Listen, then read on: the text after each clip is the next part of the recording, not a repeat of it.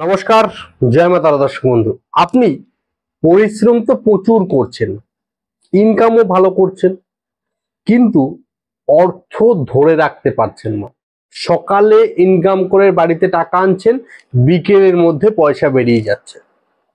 অর্থ চাইছেন কিছুটা সেভিংস করতে, আপদ বিপদের সময় কাজে লাগাতে, কিন্তু আপনার যখন দরকার পড়ছে অর্থ, তখনই আপনার পকেট ফাঁকা হয়ে যাচ্ছে। দর্শক বন্ধু, আপনি বহুবার চেষ্টা করেছেন টাকা পয়সা কিছুটা সেভিংস করার, কিন্তু প্রত্যেকবার আপনি ফেল করেছেন।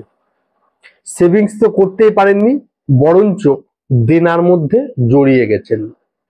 আপনি অর্থ নিয়ে সব সময় চিন্তিত থাকেন, কিংবা এমনও মানুষ আছেন যাদের অর্থ আসার রাস্তা টোটালি পুরোপুরি বন্ধ হয়ে গেছে। দর্শক, অর্থ কোনো দিক থেকে আসছে না। তাহলে আজ আমি একটি খুব গোপন এবং কার্যকারী বিশেষ একটি টোটকা আজকে আপনাদের সামনে তুলে ধরবো। দর্শক, কেবলমাত্র আপনি যখন রাত্রেবেলা ঘুমোতে যান, সেই সময়টাকে কাজে লাগান। কাজে লাগিয়ে আপনি কি করে আপনার অর্থকে সেভিংস করার সমস্যা, অর্থকে কিভাবে ধরে রাখবেন, কি করবেন, কিভাবে করবেন, টোটালটা বলবো এই ভিডিওর মাধ্যমে। ভিডিওটি খুবই স্পেশাল হতে চলেছে। আপনাদের সকলের কাছে অনুরোধ রাখবো, ভিডিওটি না টেনে প্রথম থেকে শেষ অবধি দেখুন। আর এই ভিডিওর মাধ্যমে এই চ্যানেলে যারা নতুন এসেছেন তাদের সকলের উদ্দেশ্য হলো চ্যানেলটিকে সাবস্ক্রাইব করুন ও পাশে থাকা বেল আইকন প্রেস করে নোটিফিকেশন অন করে দেবেন সবার আগে এই ধরনের বিশেষ বিশেষ ভিডিও পাওয়ার জন্য। দর্শক বন্ধু, একটা জিনিস ভালো করে খেয়াল করবেন, অর্থ না থাকলে আপনি কিন্তু কোথাও মূল্য পাবেন না।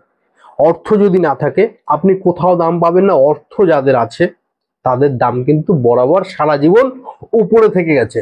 সেই অর্থকে সারা জীবনের মতন ধরে রাখতে এই টোটকাটি করবেন, কিন্তু করলে আপনি ফল পেতে বাধ্য। দর্শক বন্ধু, কি করবেন?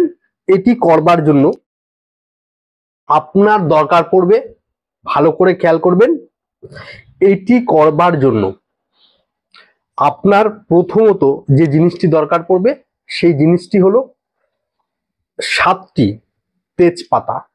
ভালো করে খেয়াল করুন, 7টি তেজপাতা, ছেঁড়া ফাটা এগুলো না হয়, একদম পরিষ্কার নিখুঁত 7টি তেজপাতা জোগাড় করে নিন।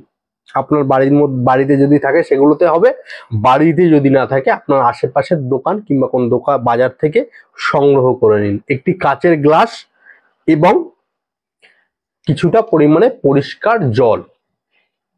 তারপর কি করবেন? আপনি এই ক্রিয়াটি বৃহস্পতিবারের দিন, আপনি রাতে যখন ঘুমোতে গেলেন, খাওয়া দাওয়া হয়ে গেল, একটু পরিষ্কার পরিচ্ছন্ন হয়ে নেবেন, ভালো করে মুখ হাত পা ধুয়ে টুয়ে গ্লাসের মধ্যে পরিষ্কার 1 গ্লাস জল ভরুন। কাচের গ্লাসটায় জল ভরা হয়ে গেলে সেই 7টি তেজপাতা একটু পরিষ্কার জল দিয়ে ধুয়ে নিন। তারপর আপনি আপনার যে কোনো একটি ঘরে, বিশেষ করে যদি ঈশান কোণ, উত্তর পূর্ব যে কোণটি, সেই কোণের যদি ঘরটি হয় খুবই ভালো হয়। সেই কোণায় আপনি কি করবেন? সেই কাচের গ্লাসের মধ্যে 7টি তেজপাতা আপনি সেই কাচের গ্লাসের মধ্যে চুবিয়ে রাখুন রাত্রেবেলা ঘুমোতে যাওয়ার আগে।